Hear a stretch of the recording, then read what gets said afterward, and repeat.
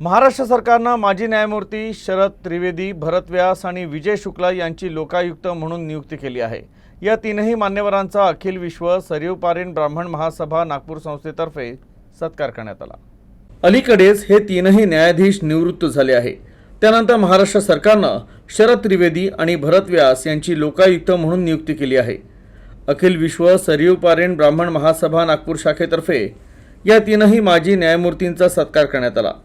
संस्थेचे अध्यक्ष रामनारायण मिश्रा यांनी तिघांचेही पुष्पगुच्छ आणि शाल देऊन त्यांचा सत्कार केला।